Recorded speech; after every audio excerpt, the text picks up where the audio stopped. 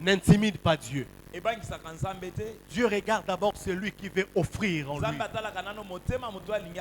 Le Saint-Esprit n'habite pas dans un corps qui a un mauvais témoignage. Le Saint-Esprit ne travaille pas dans un corps qui a un mauvais témoignage.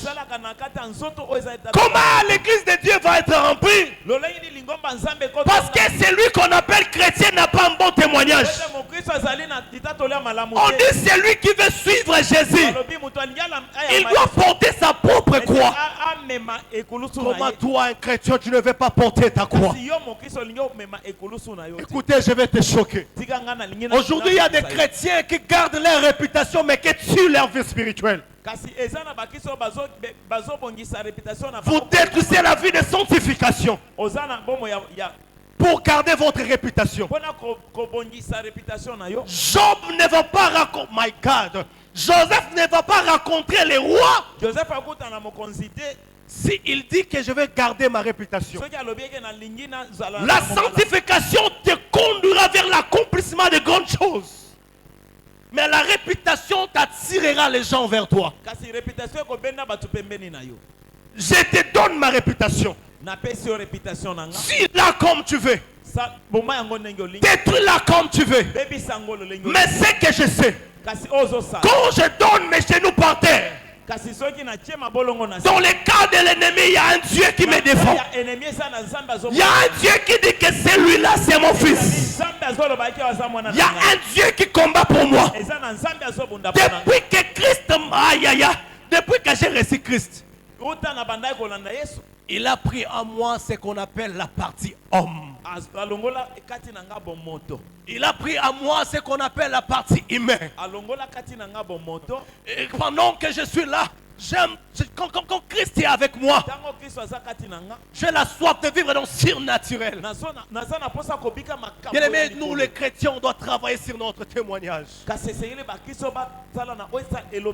Ton témoignage peut remplir ces chaises. Il y a des gens ici, tu pries, même ta mère ne sait pas que toi tu pries.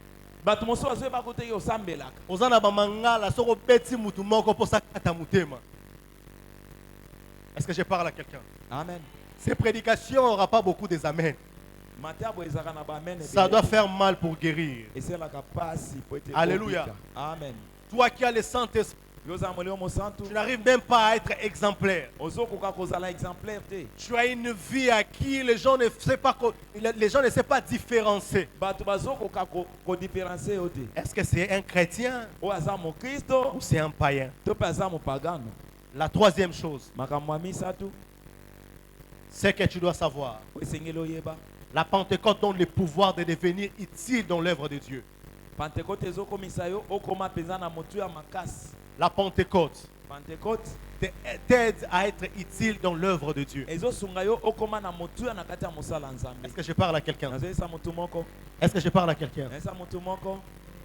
Vous savez, Dieu ne remplit pas une personne pour rester inactif. Est-ce que je parle à quelqu'un? Dieu ne remplit pas une personne pour rester inactif. Mais Dieu te donne le Saint-Esprit pour devenir une nouvelle créature. Voilà pourquoi on parle de sauver pour servir. On ne peut pas être sauvé sans servir. Arrêtons d'abord d'être les histoires de mon demi simple. On nous a donné pour les transmettre. Ce que Dieu nous a donné, ça ne doit pas rester pour nous. Quand tu as reçu Christ dans ta vie, c'est pour être utile dans son œuvre, dans sa parole, à l'effet de toutes les nations mes disciples. Si toi et moi, on prend la décision d'évangéliser une seule personne, si nous sommes au nombre de 10, sache-le bien, si on évangélise une seule personne, on va devenir au nombre de 20. Si les 20 personnes une personne, on va arriver au nombre de 40. Nous sommes sauvés pour servir. L'évangélisation, ce n'est pas seulement l'affaire des évangélistes. Mais l'évangélisation, c'est l'affaire de celui qui a reçu Christ dans sa vie et qui marche avec le Saint-Esprit. Est-ce que je peux te choquer? Le meilleur don dans tous les dons spirituels, c'est le don du Saint-Esprit. J'ai dit le meilleur don dans tous les dons spirituels, c'est le don du Saint-Esprit. Quand tu as le Saint-Esprit en toi, tu peux opérer comme un prophète. Tu peux opérer comme un évangéliste. Tu peux opérer comme un apôtre. Tu peux opérer comme un docteur. J'aimerais dire à une personne, si tu n'avais pas la force de servir, que Christ puisse te remplir ce soir. Pour l'intérêt de son œuvre, qu'il te donne la force de descendre sur le terrain, d'appeler les gens, revenez à moi. Dis à celui qui est à côté de toi, l'heure est venue. L'heure est venue. Je ne mourrai pas sans Christ. Oh, tu vas aller où après ta mort? Même si tes muscles vont te décevoir un jour, avoir Christ dans ta vie,